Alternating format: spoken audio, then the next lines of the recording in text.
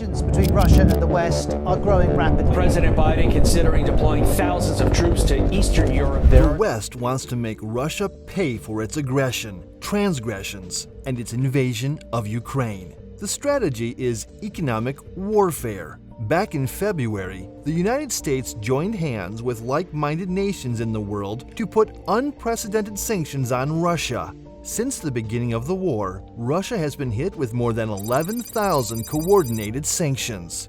Economic experts agree that Russia is wounded, but despite the embargo, Putin's aggression only escalates. Ukraine remains under siege, and the economic sanctions are bleeding many unintended victims. So, 7 months later, you have to ask, have the sanctions failed? Who will pay the real cost of a raging war? And what more can be done to stop Russia? Just weeks after smacking Russia with the biggest sanctions regime in history, President Joe Biden claimed that the measures were causing the Russian economy to crater, and that's exactly what happened. For a brief moment, the Russian ruble tanked against the dollar.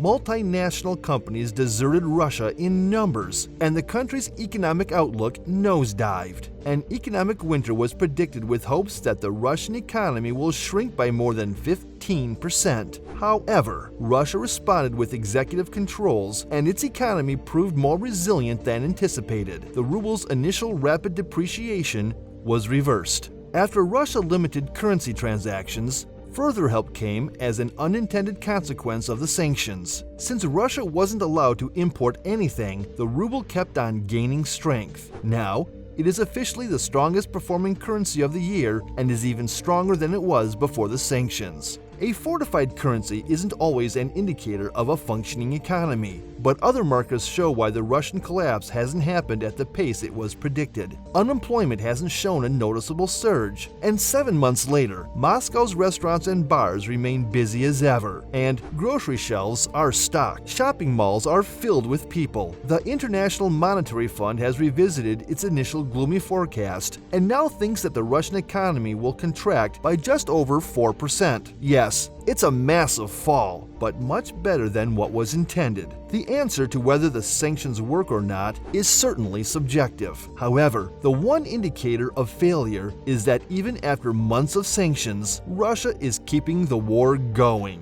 What the West really wanted was to take away Moscow's ability to finance the war. However, Putin remains dedicated to his war and even announced the annexation of Donetsk, an area that makes up 18% of Ukraine's total land and is home to 6 million people. Even the early passionate Ukraine supporters and backers are not as confident as now. Elon Musk, for example, recently invited a Twitter war over his controversial comments urging Ukraine to be neutral and suggesting that they should let Russia have the annexed territories. But how is Russia sponsoring the war and defying the worst sanctions in history? For one, Russia has found substitutes to earn billions of dollars every month from oil and gas exports, turning away from Europe. Moscow has diversified its customer base and is exporting more oil to China and to India. The Russians are offering a 30% discount to any takers, and there are many interested parties, even Saudi Arabia. The largest oil producer in the world is now buying Russian crude at a discount for its power plants, while freeing up its own resources to sell to other countries. But there's an even bigger problem with the sanctions regime. European countries have failed to find a substitute for their dependence on Russian gas. Any embargoes on gas imports will only come into effect next year, which means the European Union is not in a position to damage the Russian economy too much. While Russia remains starved of much of its global trade, oil and gas exports have shot up. Add to that the benefits of rising commodity prices, and Russia has taken in close to $200 billion through the sales of fossil fuels. To sum the situation up, Europe's dependence on Russian oil and gas meant that the sanctions were not comprehensive enough, and many in the United States overestimated and overstated their impact. While Russia sits on a war chest, the sanctions also remain a reality. They haven't yet made a dent in Putin's strategic calculations, but millions are suffering the consequences. Europe pays the price. The current wave of sanctions is different from any collective effort of the past.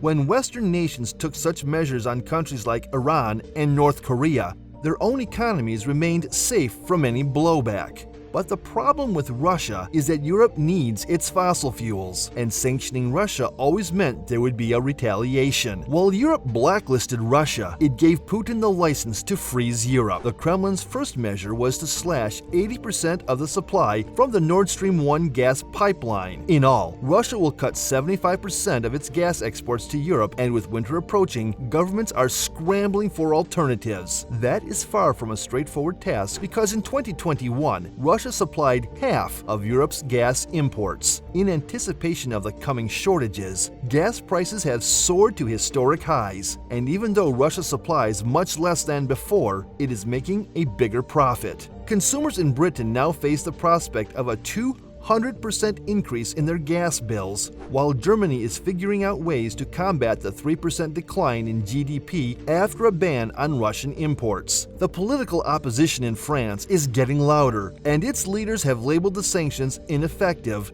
for the president of the far-right party. The sanctions serve no purpose except to make the people of Europe suffer. Europe is plunging fast into an energy crisis, and the upcoming winter will only serve to make the crisis worse. And then there's Ukraine. According to the World Bank, Ukraine's economy will shrink 8 times more than that of Russia. Ukraine will see a 35% contraction in its GDP compared to just 4.5% for Russia. Even if the war ends by the end of the year, the recovery would be slow, and the cost to rebuild would be a massive $350 billion, almost twice the size of Ukraine's pre-war GDP. It's not just Europe. The whole world is looking at an energy crisis. With chaotic supply chains, everything is inflated and millions are on the verge of starvation. But there is a silver lining. Despite the hard times, Europe seems to have doubled down on its position to ban Russia. Sooner or later, it's bound to make an impact. When will the sanctions work? Does this all mean that Russia will escape the consequences of the Ukraine offensive? The answer is no. The impact of Western measures has not been as swift as expected. However, the truth is that the Russian economy and society in general are under immense stress, and it will stay that way for a long time.